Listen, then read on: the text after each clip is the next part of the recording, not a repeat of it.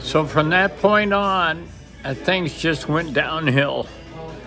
It was 45 miles to Boise with no stops in between.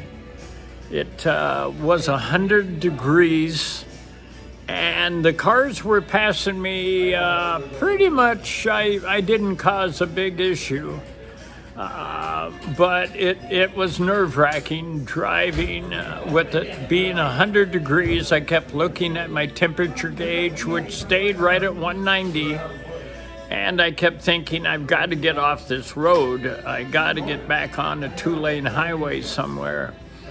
So when I drove the 45 miles or so, I got to the first exit into Boise, and it was an exit for 20 and 26, which were the exits. That's the highway that I'm taking. So I decided to get off and do the 2026 route through Boise, which ended up being a big mistake because it took me right downtown into the heart of Boise, through all the stoplights, through all the traffic. Boise used to be a town of 50,000. It is now a town of 250,000. Very bustling, lots of traffic. 2 and 3 lanes going each way downtown, and I'm right in the middle of it in my old car.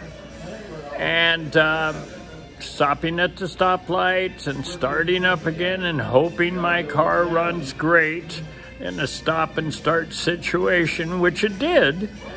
But it's just a little nerve-wracking. And so it took me about 15 minutes to get through downtown Boise. And then the road, the 2026 road, kept going, and it was going to take me to Caldwell, which was 20 miles away from Boise. And I thought, well, you know what? I can go to Caldwell.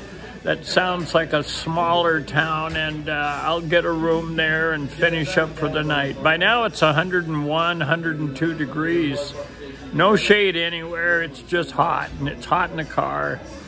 And the road from Boise to Caldwell, the US 2026, it's like pretty much still a metropolitan area with a stoplight every 1/8 of a mile. I bet you there were 35 stoplights, and of course they're not timed, so you get through one, and then you have to stop for the next. And then as you're going through, you're hoping it doesn't turn yellow because I can't stop quick. And it's like, oh, am I going to make it? Am I going to make it? And yeah, and I would. And a couple of times I had to slam on the brakes. Slamming is not exactly the word. It's kind of like a squeeze. And it's a soft squeeze that you finally come to a stop, and it's like, nerve-wracking. So it was 15 miles of that. And finally I got into Caldwell, and it's like, well, I got to find the downtown area. That shouldn't be too hard. And then I got to find a motel that's right around there.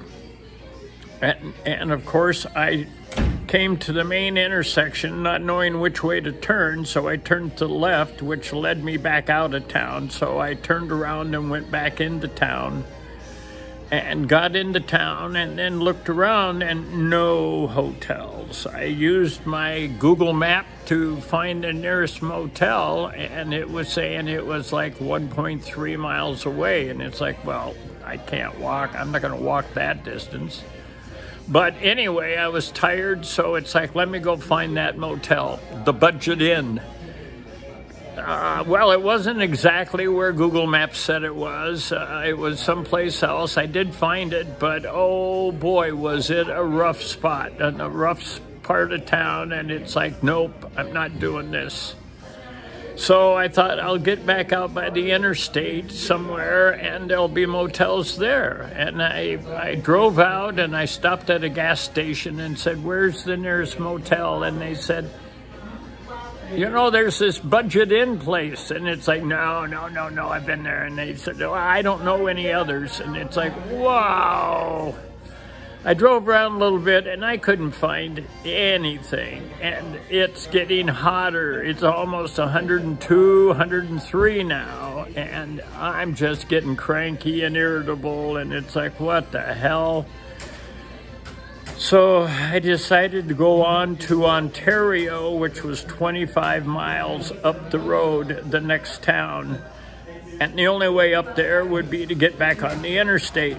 So I got on the interstate and started driving and was just getting warm and getting tired out. And then I started hearing a rattling noise. And I thought it was something like in my glove box or whatever that was rattling. And it kept getting louder and louder. And it's like, well, this doesn't sound good. And I could not find it. And I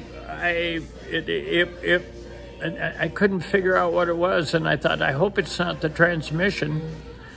I stuck it in neutral and let it decelerate, and it didn't go away. It kept going, and it sounded like something rubbing underneath against something that's moving, you know, and